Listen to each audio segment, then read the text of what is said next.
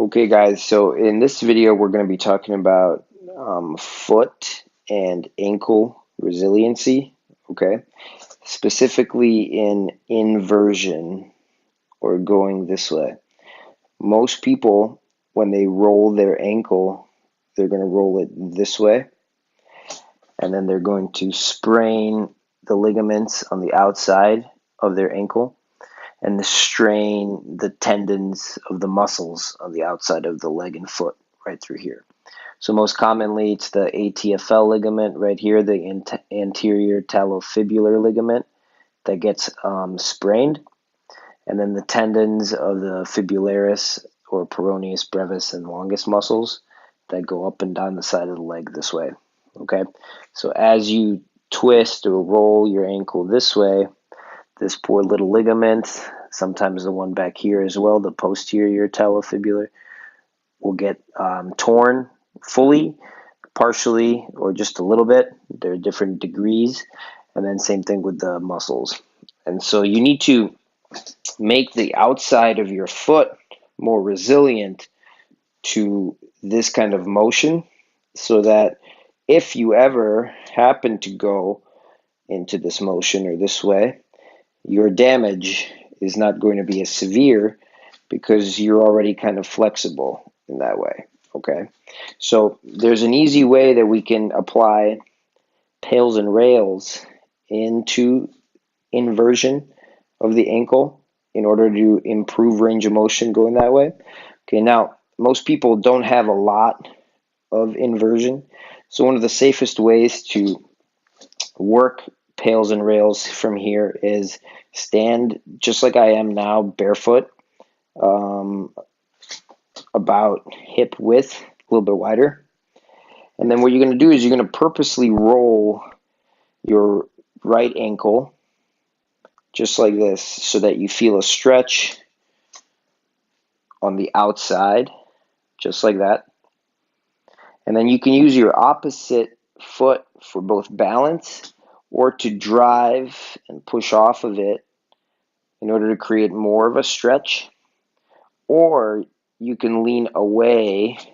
So I'll show you from this way. If I lean my body away this way, and then I drive off of this left foot, I can feel more of a stretch on the outside of my ankle. Okay, so I would just push off and give myself a nice stretch. So if I want to do and work PAILs and RAILs from this position, what I would do is I would bring it into a little bit of inversion, just like this.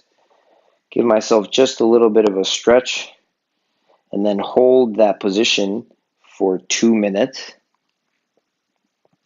After 2 minutes, what I'm going to do is I'm going to start a PAILs contraction. So I'm going to very lightly and slowly start to push the outside blade of my foot, this part right here. I'm going to be pushing it into the ground, trying to do the opposite of inversion. So I'm going to try to do eversion. So I'm kind of trying to make this motion with just my foot into the ground. And now I'm going to feel all of that tissue on the outside of my foot and leg that was just at a stretch. I'm going to feel it starting to kind of activate. And that's my PAILs, okay? A PAILs contraction is always into tissue that's being stretched. And now I'm going to hold this for about 15 seconds or so. And then I'm going to switch. I'm actively trying to invert my foot and make a soup cup, okay? So if I started only this far, going this way, I'm inverting more. So this is my rails. I'm trying to gain that inversion all on my own actively. And I'm holding for 15 seconds total, after which I'm going to relax. And then I'm going to try and see if I can drive into a deeper stretch of all that outside tissue. Doing it from a standing position like this, especially near a wall where you can hang on for balance, is one of the easiest ways to impart just a little bit of load onto the outside of your ankle. It's going to feel sore after you do this, okay? So one set of PAILs and RAILs is recommended in the beginning until you kind of build up to it. But even if you were to play around with this position, if you bend your knee into it, you're going to feel more of a stretch, okay?